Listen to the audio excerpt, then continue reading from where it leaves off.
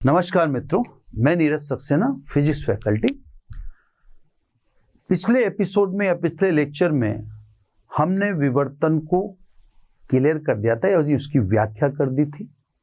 उसका केंद्र या केंद्र उच्चिष्ट क्यों होता है, केंद्र के दोनों तरफ असमान चौड़ाई की एकांतर क्रम में दीप्तवदीप फ्रिंजें बनती।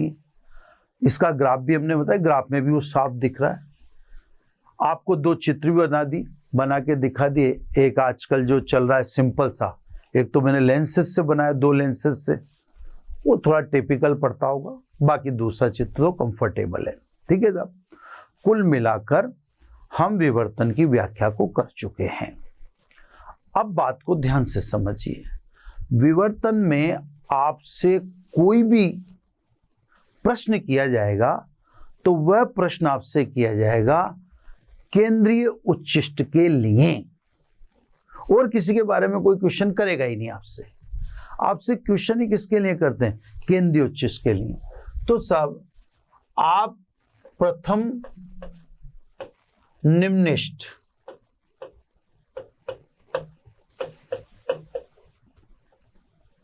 की कोणीय स्थिति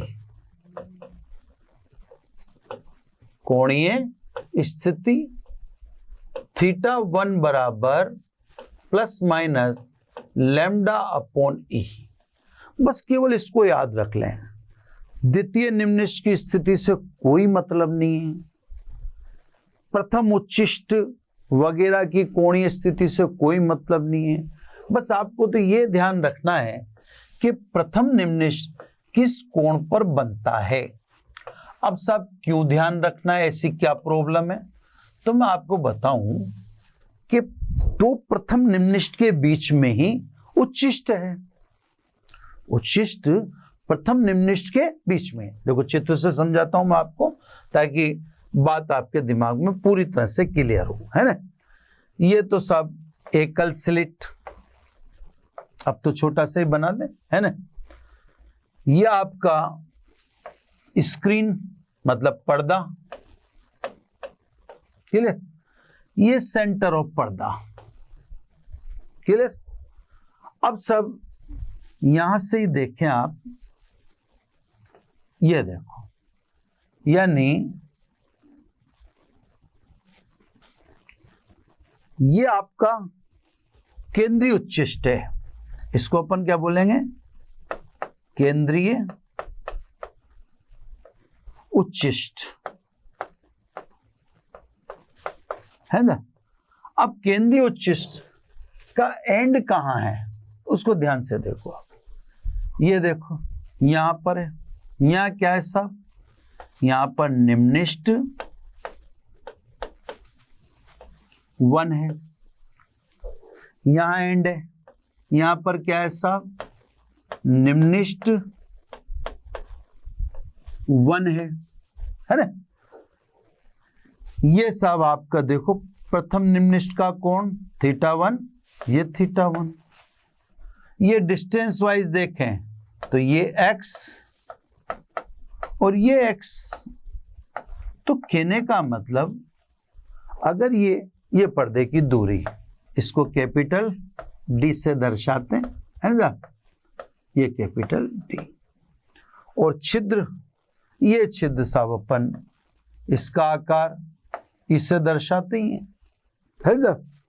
तो मेरे कहने का मतलब है कि आपसे, अगर इसको थोड़ा सा इसको सही कर दूं, अगर आपसे कोई भी क्वेश्चन विवर्तन में पूछा जाता है तो बिल्कुल निश्चिंत रहिए। विवर्तन में केंद्रीय उच्चिष्ट के बारे में ही पूछा जाता है, और केंद्रीय उच्चिष्ट किसके बीच में है? प्रथम निम्निष्ठ के। इसलिए आपको प्रथम निम्निष्ठ की कोणीय स्थिति ध्यान रखना आवश्यक है। अब देखो, जैसे मान लीजिए केंद्रीय उच्चिष्ट की कोणीय चौड़ाई और रेखीय चौड़ाई दोनों निकाल के दिखा। कोणीय चौड़ाई का मतलब θ1 प्लस θ1, और रेखीय चौड़ाई का मतलब x प्लस x यानी 2x, है ना। तो सब केंद्रीय उच्चिष्ट बात ही केंद्र की करते हैं ना, कि कोणीय चौड़ाई है ना। पहले कोणीय चौड़ाई की बात कर लेते हैं, फिर रेखीय चौड़ाई की बात कर लेंगे, ठीक है साहब। अब इन पे आधारित क्वेश्चन है, क्लियर, इन पे आधारित क्वेश्चन है। तो अब इसमें सब ये देखो कितनी कोणीय चौड़ाई लिख दूं, थीटा, है ना। थीटा बराबर क्या बोलोगे आप, थीटा 1 प्लस थीटा 1। अब अपन जानते हैं lambda upon e plus lambda upon e, यानी theta is equal to lambda e plus lambda e, है ना। यानी कोणीय चौड़ाई थीटा बराबर 2 लैम्डा अपॉन ई, ये लो सब, है ना। तो कहने का मतलब आराम से आपको एक कोणीय चौड़ाई निकल गई, केंद्रीय किसके द्वारा निकल गई, यह आपको ध्यान रखना पड़ेगा, निम्नेश। अब इसी प्रकार रेखीय चौड़ाई, अब आप कोण बराबर चाप बटा त्रिज्या से कर लीजिए, है ना। कोण बराबर चाप बटा त्रिज्या, तो 100/d आ जाएगा, है ना। या आप टेन थीटा साइन थीटा लेके कर लीजिए, जैसे अपने पास साइन थीटा बराबर है निम्निष्ठ के लिए, प्रथम निम्निष्ठ के लिए, ये देखो आप, है ना, ऐसे भी कर सकते हैं, मैं आपको दिखा देता हूँ। अच्छा वो तो पिछले में रह गया ना, तो सब साइन थीटा और टेन थीटा से भी कर सकते हैं, देखो, है ना। अब इसको तो कर दो क्लोज, ये तो होगी कोणीय चौड़ाई। अब बात करें रेखीय चौड़ाई, रेखीय चौड़ाई कितनी है, 2x, है ना। अब देखो चित्र से, है ना, चित्र से टेन थीटा 1 लंब बटा आधार, है ना, वह प्रथम निम्निष्ठ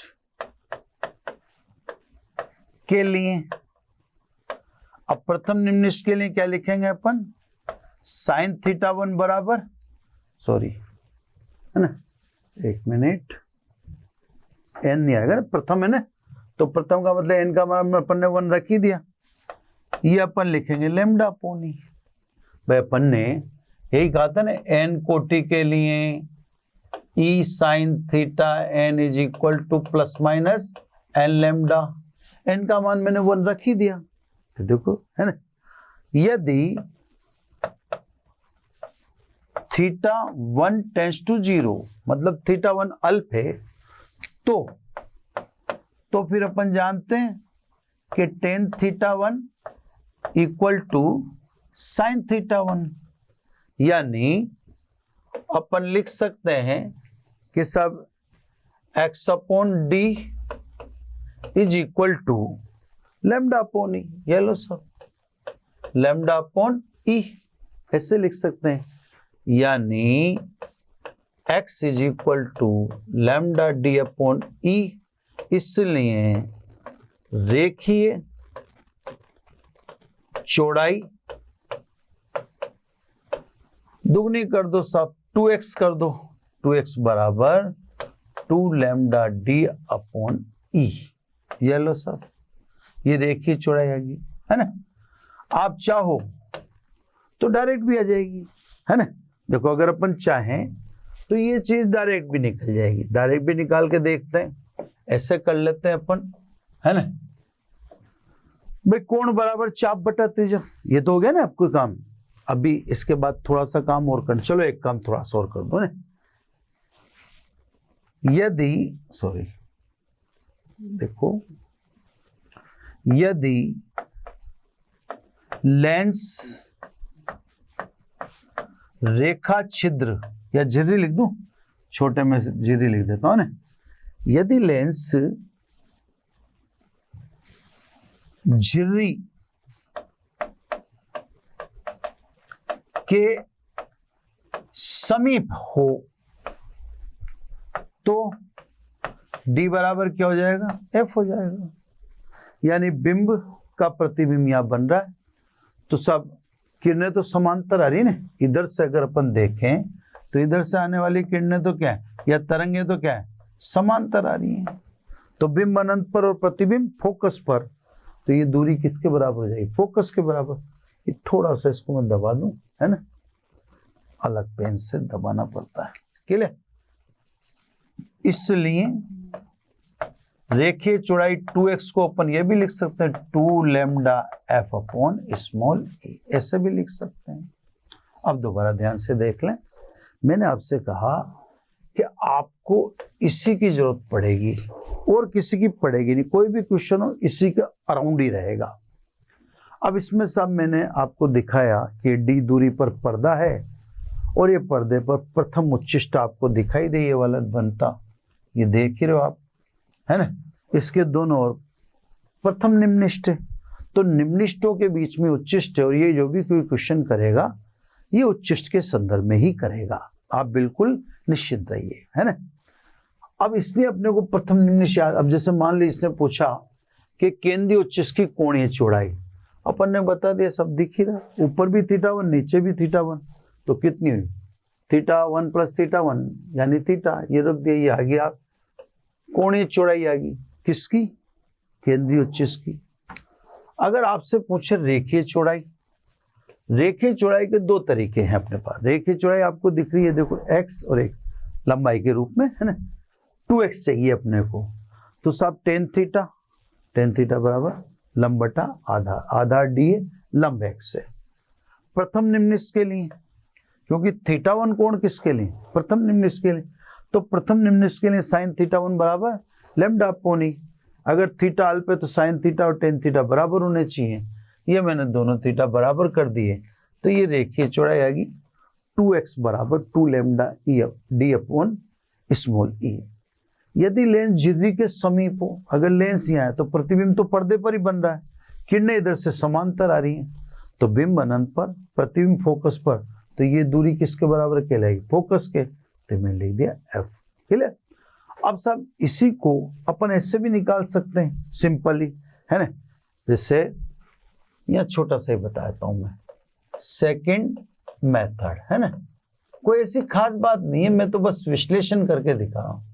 अभी आप निकाल लो, कोण बराबर चाप बटा त्रिज्या से, है ना, कोण θ1 चाप x और त्रिज्या कैपिटल D। अब θ1 बराबर क्या लिखोगे, लैम्डा ई, लिख रखा है ना आपने, इसलिए लैम्डा ई बराबर x अपॉन डी, यानी x बराबर लैम्डा डी अपॉन ई, इसलिए 2x यानी रेखीय चौड़ाई कितनी होगी, 2 लैम्डा डी अपॉन स्मॉल, वो ऐसे भी निकल जाएगी डायरेक्ट। कुल मिलाकर आपको सेंटर के संदर्भ में अवेयर रहना है, तो सब वैसे भी निकाल सकते हैं, ये से भी निकाल सकते हैं, तो सब केंद्र के संदर्भ में ये अपन से पूछते तो ये भी अपन ने निकाले, फॉर्मूला याद रखना पड़ेगा, कोणीय चौड़ाई में 2 लैम्डा अपॉन ई और रेखीय चौड़ाई में 2 लैम्डा डी अपॉन स्मॉल ई।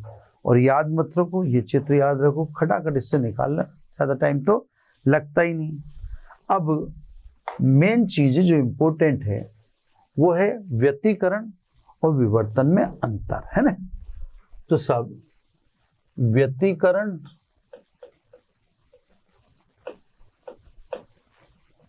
व विवर्तन में अंतर, है ना।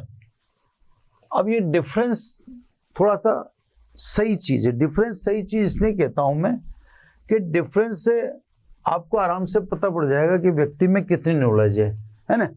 तो मैं अगर बोर्ड का पेपर सेट करूं तो मैं व्यतिकरण में से क्वेश्चन नहीं पूछूंगा, मैं विवर्तन में से भी नहीं पूछूंगा, मैं डायरेक्ट इनका डिफरेंस पूछ दूंगा, क्योंकि जो डिफरेंस बता सकता है इसका मतलब उसको दोनों के दोनों ढंग से याद है।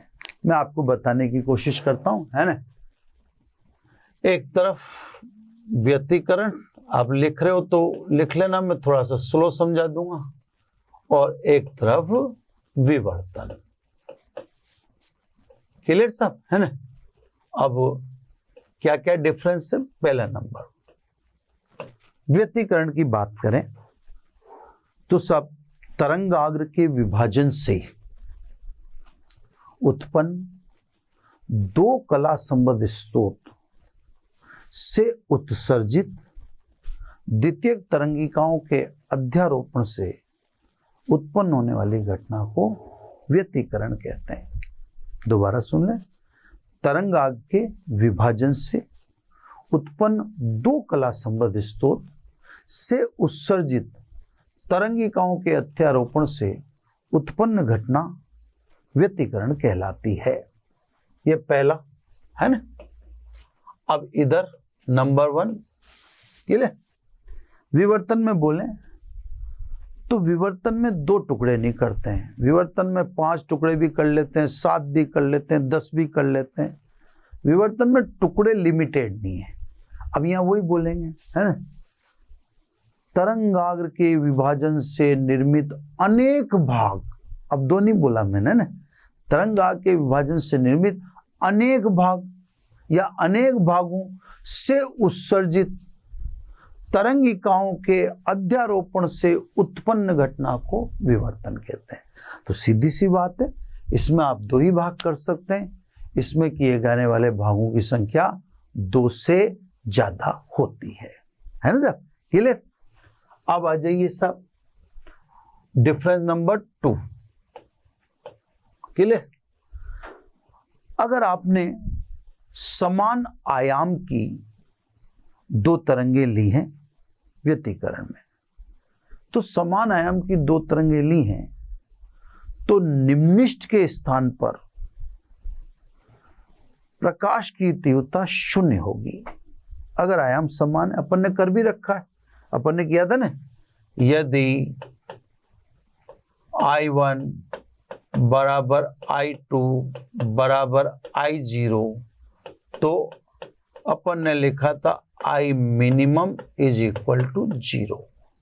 तो अपन ने कहा था, वही बात मैं ये बता रहा हूं कि यदि अपन समान आयाम की तरंगों का इस्तेमाल करें तो अदीप्त स्थान या अदीप्त फ्रिंज के स्थान पर तीव्रता 0 होगी, यानी परफेक्ट अंधेरा दिखाई देगा। विवर्तन में करें साहब बात, विवर्तन प्रतिरूप में निम्निष्ठ के स्थान पर तीव्रता न्यूनतम हो सकती है, 0 कभी नहीं। न्यूनतम हो सकती है, 0 कभी भी नहीं, ठीक है ना। चलो सब तीसरा डिफरेंस है ना। व्यतिकरण प्रतिरूप में दीप्त फ्रिंजों या सभी दीप्त फ्रिंजों के स्थान पर तीव्रता एक समान होती। भाई व्यतिकरण पैटर्न है, अब पैटर्न पर्दे पर कितनी फ्रिंजें बने, 10 बने, 20 बने, 50 बने, जितनी भी दीप्त होंगी सभी दीप्त फ्रिंजों पर प्रकाश की तीव्रता इक्वल होगी, समान होगी, है ना।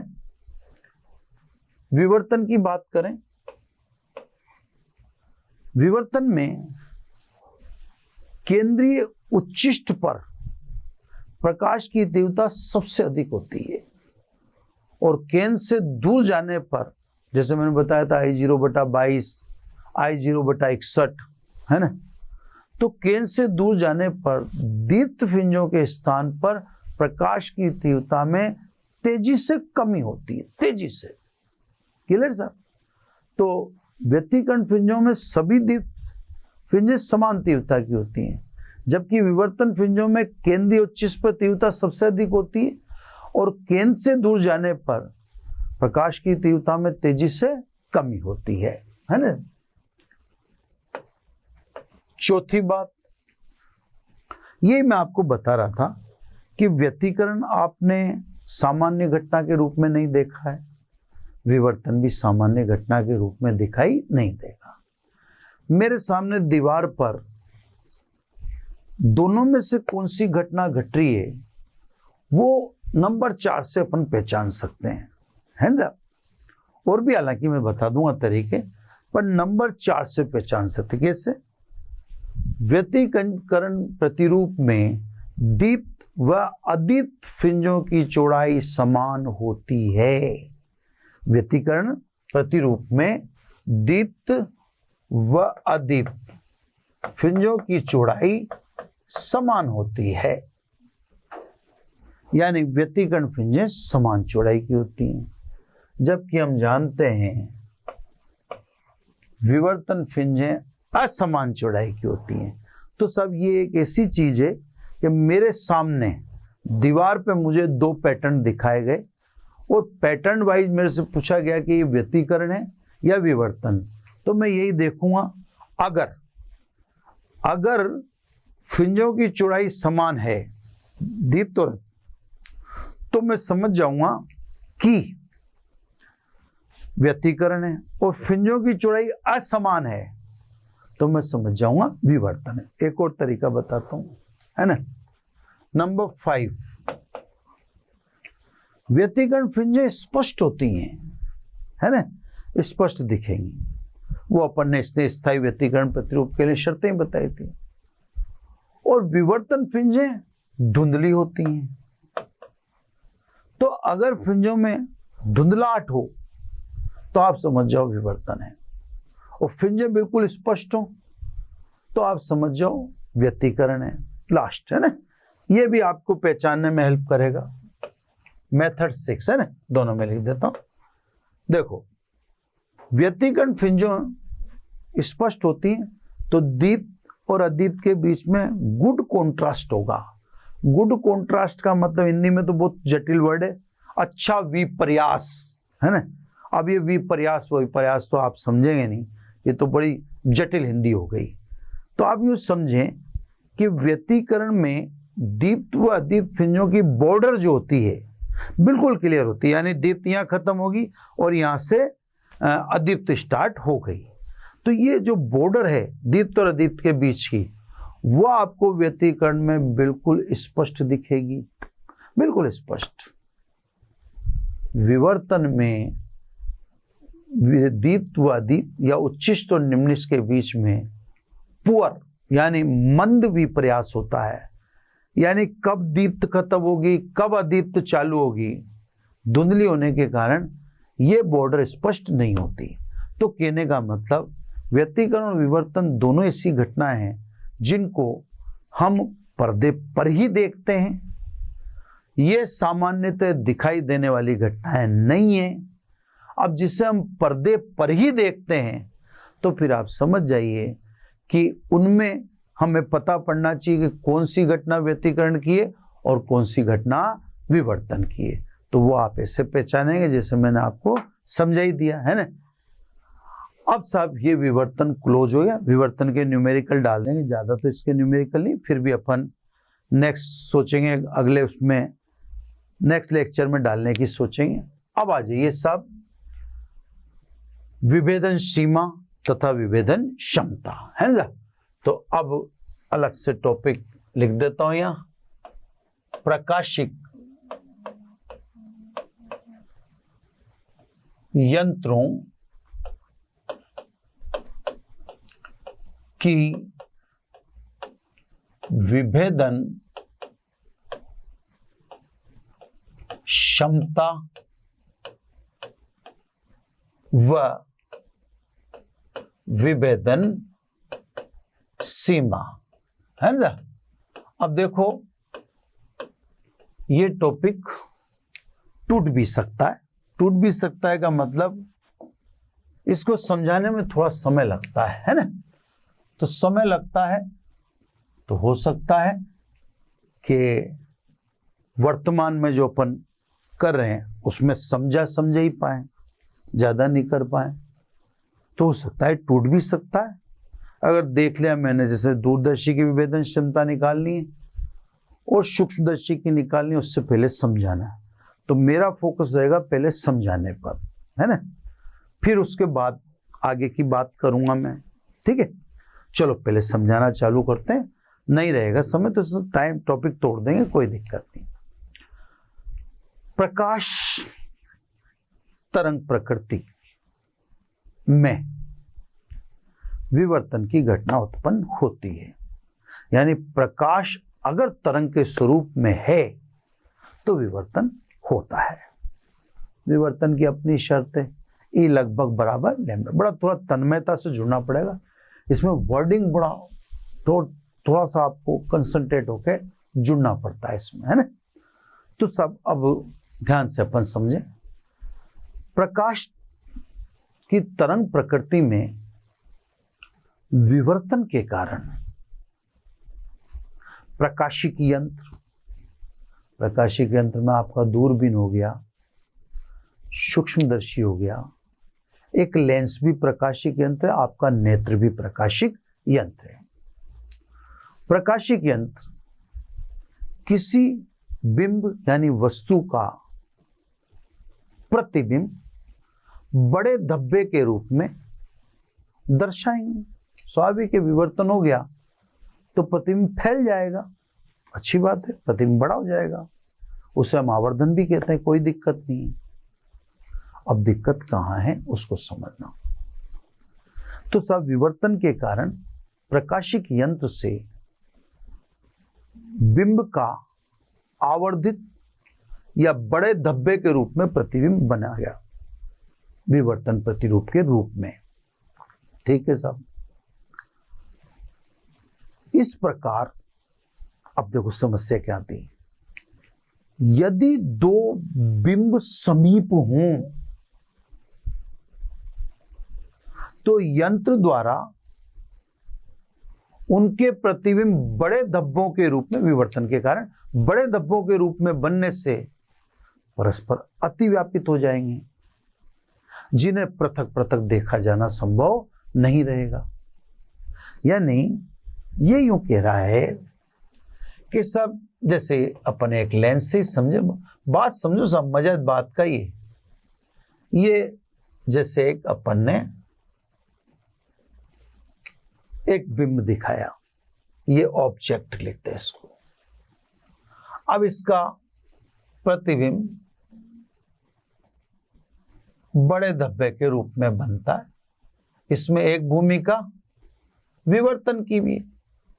तो प्रकाश तरंगों में विवर्तन की घटना के कारण, मैं जो बोल रहा हूं वो दिखा रहा हूं।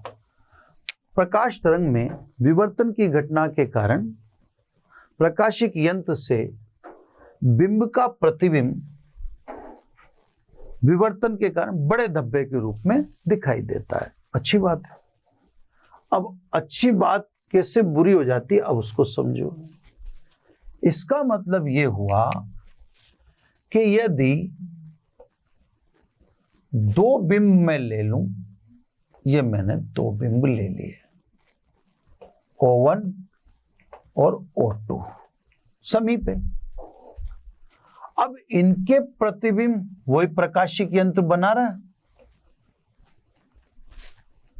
अब देखना कहां चक्कर पड़ रहा है, वो देखना।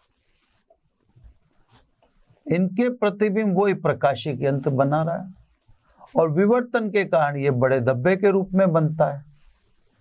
तो यहां पर ये जो इमेज 2 और इमेज 1 है, इनका अति व्यापन हो गया, अति व्यापन हो गया। जब इमेज अति व्यापित हो गई तो इनको पृथक पृथक देखा जाना संभव नहीं है। यह समस्या आई किसके कारण? विवर्तन के कारण यह समस्या आई। लेंस भाई द्वारा के, है ना, समस्या आपने पहचान ली, क्लियर है ना। अब अपन विभेदन क्षमता की परिभाषा दे दें, है ना। विभेदन क्षमता यानी रिजॉल्विंग पावर।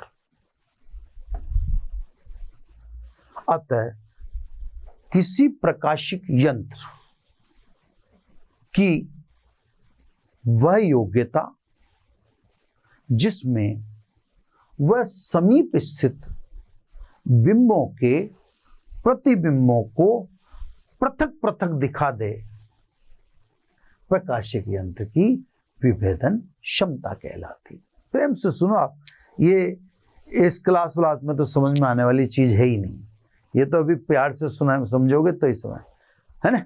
तो अतः प्रकाशिक यंत्र द्वारा समीप स्थित बिंबों के प्रतिबिंबों को पृथक पृथक दिखाने की योग्यता को प्रकाशिक यंत्र की विभेदन क्षमता कहते हैं। अब मैं सब ऑप्टिकल इंस्ट्रूमेंट 1 और ऑप्टिकल इंस्ट्रूमेंट 2, ये ऑप्टिकल इंस्ट्रूमेंट बड़े प्यार से समझो सब।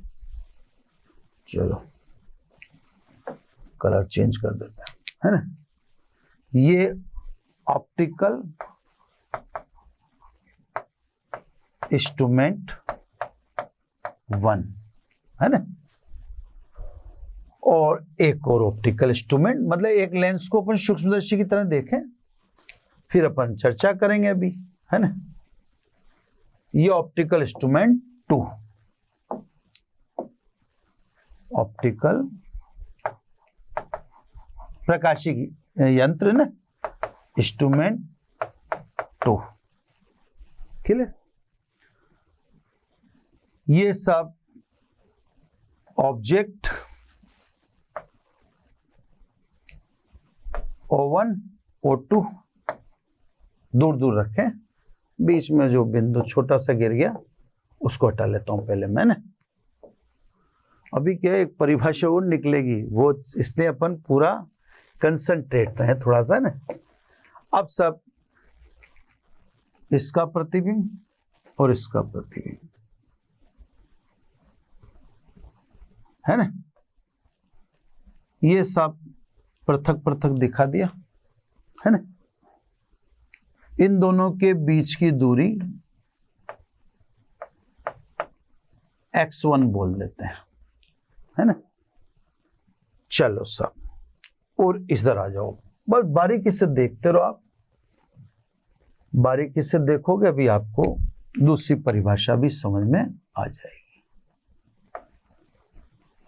ठीक है। अब मैंने बिंब और पास रख दिए, इनका प्रतिबिंब दिखा दूं मैं, है ना। टाइम लगेगा साहब थोड़ा सा, बस आपको समझना तो है। प्रतिबिंब बड़े बड़े बने, आइसोलेटेड भी, ठीक है। यहां पर ये दूरी x2 कहलाते हैं, ठीक है सब। अब मैं परिभाषा को बोलता हूं, फिर नीचे वापस आता हूं। प्रकाशिक यंत्र द्वारा समीप स्थित बिंबों के प्रतिबिंबों को पृथक पृथक दिखाने की योग्यता को प्रकाशिक यंत्र की विभेदन क्षमता कहते हैं, ठीक है। ये विभेदन, अब देखो यहां पर देखें अगर अपन, ये 2 है ना, x2 जो है वो x1 से कम है, देख लो आप, है ना। इसलिए विभेदन क्षमता जो 2 की है वो विभेदन क्षमता 1 से ज्यादा है। 2 इंस्ट्रूमेंट है, 2 सरल सूक्ष्मदर्शी है, यानी यूं समझें जैसे मान लो ये आपने माना 2 सेंटीमीटर, ये आपने मान लिया 5 सेंटीमीटर। ये 5 सेंटीमीटर पर स्थित बिंब को ही दूर दूर दिखा सकता है, ये तो 2 सेंटीमीटर वालों को भी दूर दूर दिखा सकता है। तो इन दोनों में इसकी विभेदन क्षमता शानदार हुई, दिख रही है क्लियर। क्योंकि प्रकाशिक यंत्र की समीप स्थित बिंबों के प्रतिबिंबों को पृथक पृथक दिखाने की योग्यता प्रकाशिक यंत्र की विभेदन क्षमता कहलाती है, ठीक है। तो सब आपने देख लिया कि इसमें तो बिंबों के बीच की दूरी बहुत कम थी और प्रतिबिंब अलग अलग दिखा है ना। बिल्कुल अब यूं कहने का मेरा मतलब है, इसमें मैं 2 सेंटीमीटर से कम नहीं कर सकता, और यहां भी मैं दिखा दूं, इसमें मैं, ये देखो, इसमें मैं 5 सेंटीमीटर से कम नहीं कर सकता। 5 सेंटीमीटर से कम किया, दोनों मिल जाएंगे। इधर 2 सेंटीमीटर से कम किया, ये दोनों मिल जाएंगे। अब बताओ, विभेदन क्षमता 2 की शानदार है, किससे? 1 से। चलो अब बार बार नहीं कहे, नहीं तो आप भूल जाओगे। अब आइए दूसरी बात को, विभेदन सीमा। अब ये बात नंबर 2, रिजॉल्विंग लिमिट। पावर की बात तो कम हो, बात तो होगी। अब रिजॉल्विंग लिमिट अलग चीज है, एक बार के लिए पावर की बात को भूल जाइए, है ना सर? क्या है रिजॉल्विंग लिमिट? बिंबों के बीच या समीप स्थित बिंबों के बीच वह दूरी या कोण, वह दूरी या कोण जिस पर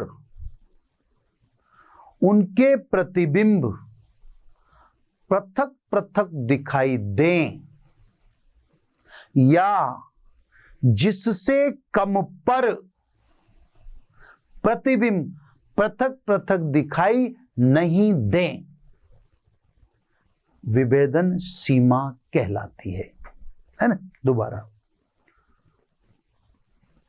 समीप स्थित बिंबों के बीच, समीप स्थित बिंबों के बीच की वह दूरी या कोण, आप x1 बोलो चाहे θ1 बोलो, मुझे दोनों में से कुछ तो बोलना ही पड़ा है। x2 बोलो या θ2 बोलो, अब वहां तो जगह नहीं है मेरे पास, है ना? तो समीप स्थित बिंबों के बीच की वह दूरी या कोण जिस पर प्रकाशिक यंत्र द्वारा निर्मित प्रतिबिंब पृथक पृथक देखे जा सकें, जिस पर, अब यहां पे तो 5 सेंटीमीटर आपने मान रखा है, x1 मान रहा है, इससे कम कर दिया मैंने तो ओवरलैप हो जाएंगे। इधर 2 सेंटीमीटर मतलब x2 से कम कर दी अगर मैंने दूरी, तो ये ओवरलैप हो जाएंगे। ऐसी सिचुएशन आ जाएगी। ये जैसे ऊपर आप देख रहे हो ना, ओवरलैप है ना, एक मिनट,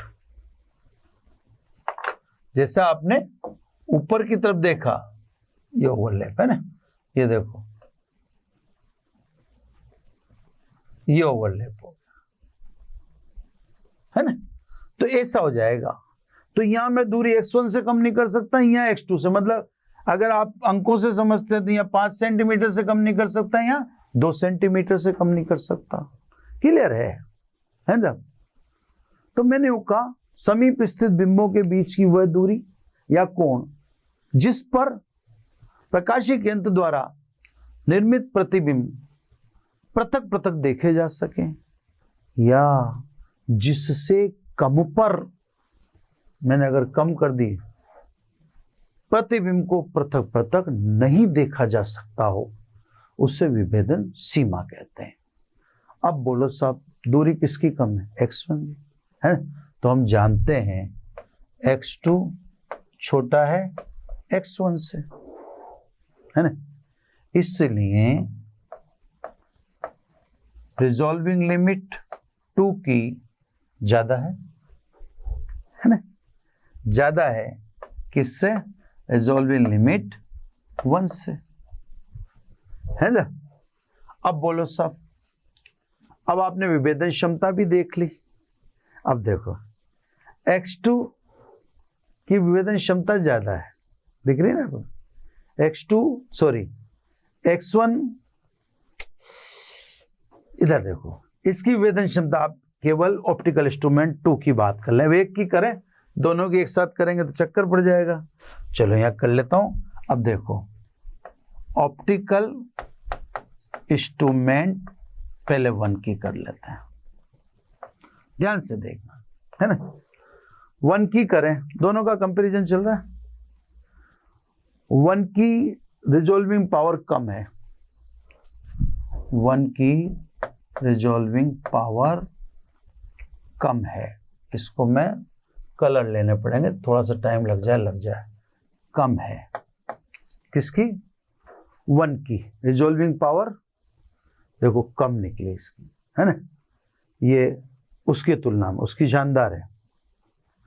अब देखो इधर 1 की रिजॉल्विंग लिमिट देखें अब, है ना,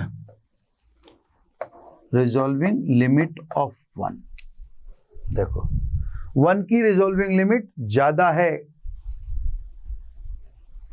ना, 1 की, अरे यार ये उल्टा कैसे लिख दिया मैं, रिजॉल्विंग लिमिट इसकी ज्यादा, ठीक है मैं सही कह रहा हूँ, रिजॉल्विंग लिमिट विवेदन सीमा इसकी कम है, सॉरी उल्टा लिख दिया मैंने वहां, है ना, उसको दूरी को कहते हैं ना, इसको सही कर देता हूँ, ये देखो x1 कम है ना, तो x1 कम है, एक मिनट अपन अच्छी तरह कर लें, तो विभेदन सीमा इसकी कम है और इसकी विभेदन सीमा ज्यादा है, ठीक ही लिखा था, कोई दिक्कत नहीं है ना, सही लिखा था।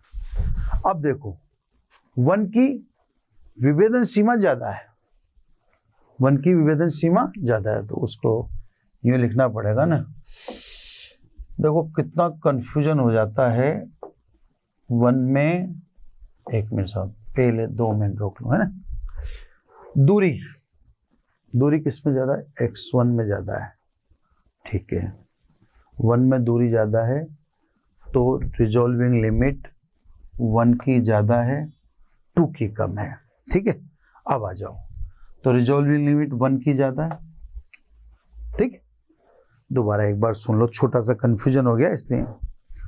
देखो समीप स्थित बिंबों के प्रतिबिंबों को पृथक पृथक दिखाने की योग्यता विभेदन क्षमता कहलाती है, और समीप स्थित बिंबों के बीच की दूरी, वो मैं भी उसी में कंफ्यूज, दूरी जिस पर प्रतिबिंब अलग अलग देखे जा सके विभेदन सीमा कहलाती। अब दूरी किसकी कम है, इसकी, तो इसकी विभेदन सीमा कम है, 2 की विभेदन सीमा कम है, इसमें दूरी ज्यादा है तो इसकी विभेदन सीमा ज्यादा है, समझ में आ गई बात। अब तो दूरी को कहते हैं, ये x1 को कहते हैं विभेदन सीमा, तो x2 कम है, तो देखो x2 कम है तो विभेदन सीमा कम हुई, x1 ज्यादा है तो विभेदन सीमा ज्यादा है। तो ऑप्टिकल इंस्ट्रूमेंट 1 में देख लिया आपने, विभेदन क्षमता 1 की कम है लेकिन उसकी विभेदन सीमा ज्यादा है। अब ऑप्टिकल इंस्ट्रूमेंट 2 यहां लिख देता हूं एक बार, है ना, ऑप्टिकल इंस्ट्रूमेंट 2। अब यहां दूसरे में बिल्कुल अपन कंफ्यूज नहीं होना चाहेंगे, इससे मैं अब चक्कर में नहीं पड़ा। देखो पहले रिजॉल्विंग पावर, अब आराम से आप भी थोड़ा सा कंसंट्रेट हो गए। अब 2 की बात करें, रिजॉल्विंग पावर 2, तो रिजॉल्विंग पावर 2 ज्यादा है भैया, ज्यादा है ना। अब रिजॉल्विंग लिमिट, लिमिट किसको कहते हैं, दूरी को, तो दूरी x1 तो कम है, ये देखो रिजॉल्विंग लिमिट कम है, इसकी रिजॉल्विंग लिमिट कम है। एक बार और देख लो, रिजॉल्विंग पावर, ये तो अपन पहले ही समझ गए थे कि रिजॉल्विंग पावर इसकी ज्यादा है, क्योंकि 2 सेंटीमीटर होने के बाद भी अलग अलग दिखा रहा है, वो सारा डिस्कस कर लिया अपन ने, वो एक छोटे से कंफ्यूजन में लफड़ा पड़ गया। अब विभेदन सीमा कहते हैं बीच की दूरी को, इन दोनों में बीच की दूरी किसकी कम है, x2 की कम है, दूरी कम है तो उसकी रिजॉल्विंग लिमिट यानी विभेदन सीमा कम है, दूरी ज्यादा है तो विभेदन सीमा ज्यादा है, तो इसकी विभेदन सीमा ज्यादा, लिख भी देता हूं मैं तो यही, विभेदन सीमा अधिक, है ना, और इसमें यही लिख देता हूं विभेदन सीमा कम, है ना। विभेदन क्षमता की कहूं तो इसकी विभेदन क्षमता ज्यादा, है ना, और इसकी विभेदन क्षमता की बात कहूं तो इसकी विभेदन क्षमता कम। तो कहने का मतलब विभेदन क्षमता और विभेदन सीमा एक दूसरे के व्युत्क्रम के बराबर होती है ना। तो अतः विभेदन क्षमता विभेदन सीमा के व्युत्क्रम के बराबर होती है, विभेदन सीमा के व्युत्क्रम के बराबर होती। सुना तो दिया मैंने साहब परिभाषा, तो वो एक कंफ्यूजन से थोड़ा सा लफड़ा पड़ गया था, तो मैंने आपको क्लियर कर दिया। अगर आपको ऐसा लगेगा तो फिर उसको अपन रिपीट भी कर सकते हैं, है ना, ऐसी कोई खास बात नहीं। अभी तो ये टॉपिक पूरा नहीं हो पाएगा, तो मैं फिर एक बार नेक्स्ट लेक्चर लेती पहले क्लियर कर दूंगा। ये दोनों सब एक दूसरे के व्युत्क्रम। अब मैं आपको एक एग्जांपल देके आज तो छोड़ दूंगा, है ना। अब देखो सब, एक बहुत प्यारा एग्जांपल। मानव नेत्र भी एक प्रकाशिक यंत्र है, आप भी मानते हो। शुभदर्शी दूरदर्शी छोड़ो, पहले मानव नेत्र की बात है। मानव नेत्र भी एक प्रकाशिक यंत्र है। समीप स्थित वस्तु को नेत्र से स्पष्ट देख सके यह आवश्यक नहीं है। आपका कोई समीप है वस्तु और आप सोचें कि नेत्र हर चीज को स्पष्ट देख लेता है, आप गलती कर रहे हैं। नेत्र की भी विवेदन सीमा और विवेदन क्षमता सर्टेन है, निश्चित है ना। तो कहने का मतलब नेत्र से समीप स्थित हर वस्तु स्पष्ट दिख जावे ये जरूरी नहीं है। कैसे सब? उदाहरण से एक पैमाना लो आप, स्केल। इस स्केल पर 1 मिमी दूरी पर स्थित 2 लाइनों को आप समीप से देखो, ठीक है।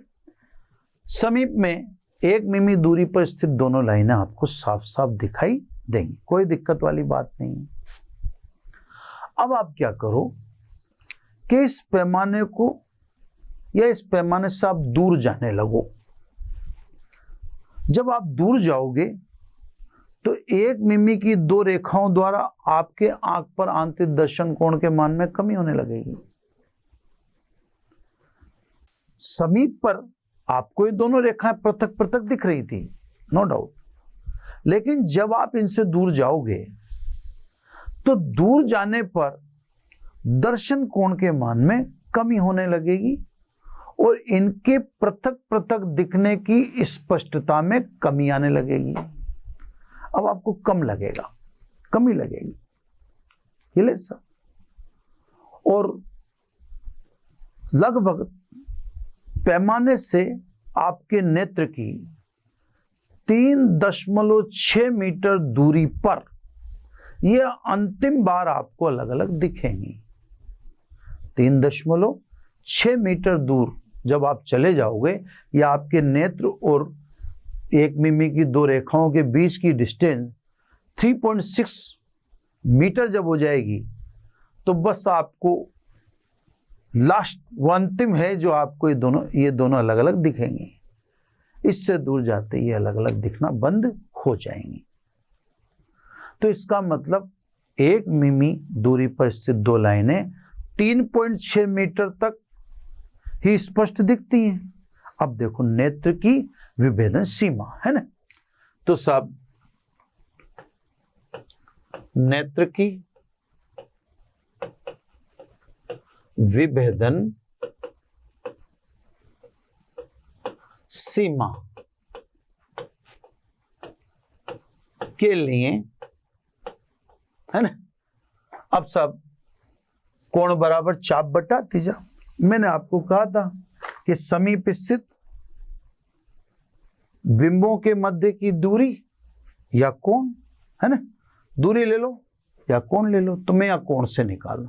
दूरी को विभेदन सीमा कहते हैं और उनके बीच का कोण भी विभेदन सीमा कहलाता है। तो कहीं तो डिस्टेंस, जैसे यहाँ तो अपन ने डिस्टेंस बताया, इसकी विभेदन सीमा कम है 2 सेंटीमीटर है, इसकी विभेदन सीमा ज्यादा है 5 सेंटीमीटर है। तो यहाँ तो अपन ने डिस्टेंस से बता दी, कोण से ही बता सकते हैं, है ना। तो मैं अब नेत्र की विभेदन सीमा निकाल रहा हूं। सीमा के लिए कोण बराबर चाप बटा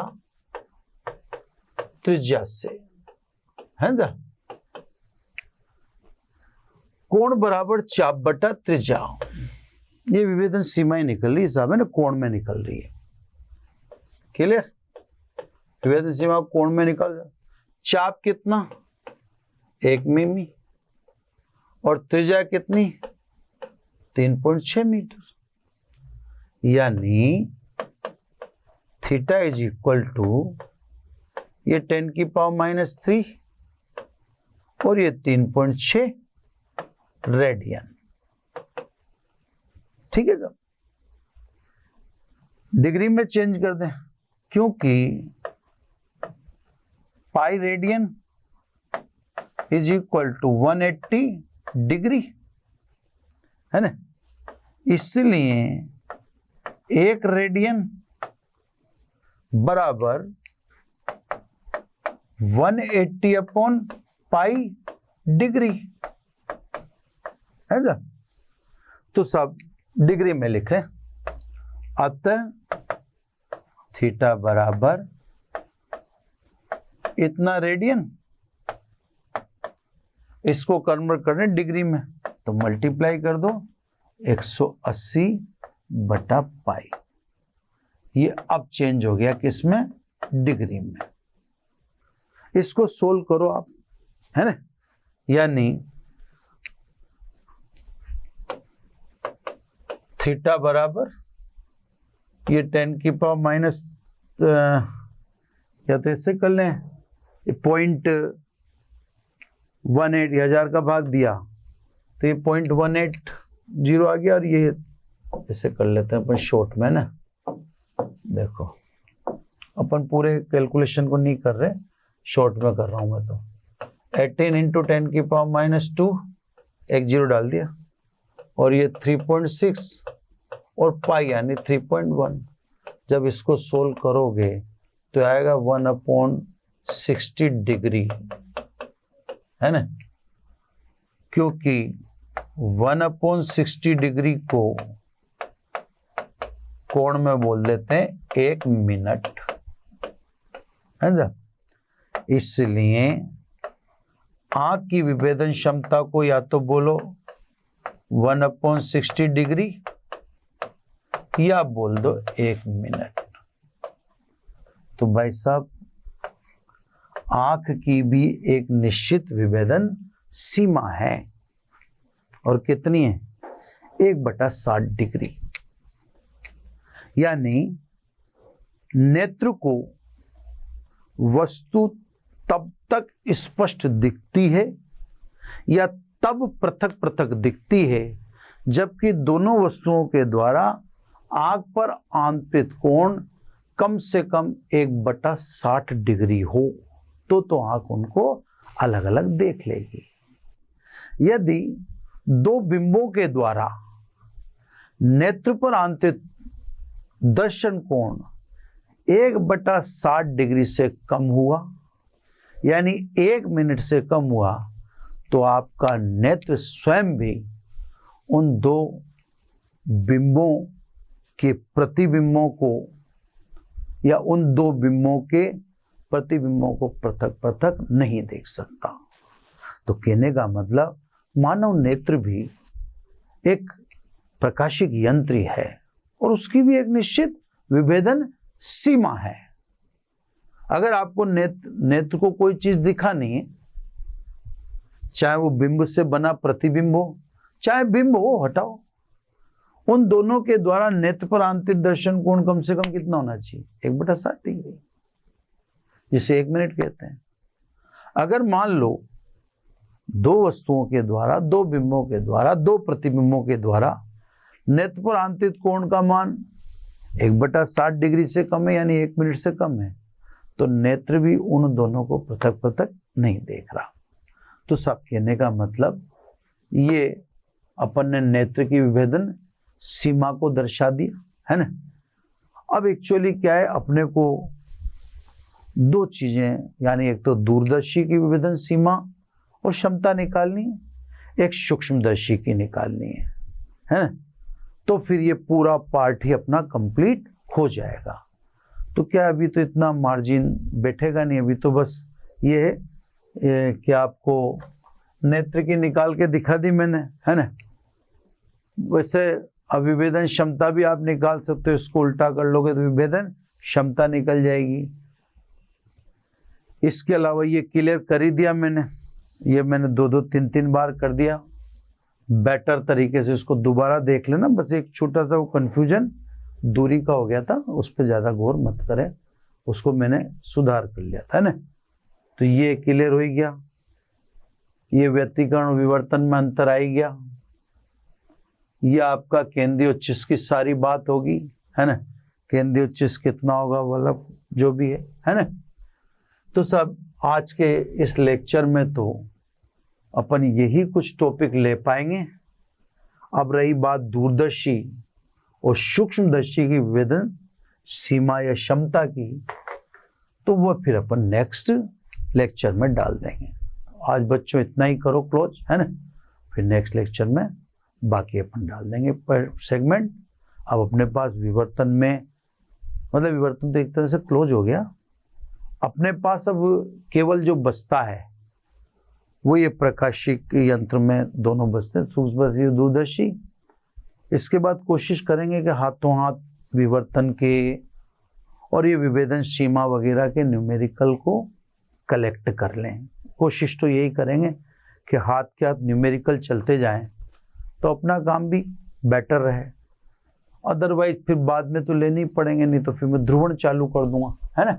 अब इसमें बस ध्रुवण ही बचा है इसमें वेव ऑप्टिक्स में, तो इसमें जल्दी हो जाता है काम। उसमें चित्र किरण प्रकाशिकी में चित्र ज़्यादा बनाने पड़ते हैं, तो वहाँ समय थोड़ा सा अधिक लगता है।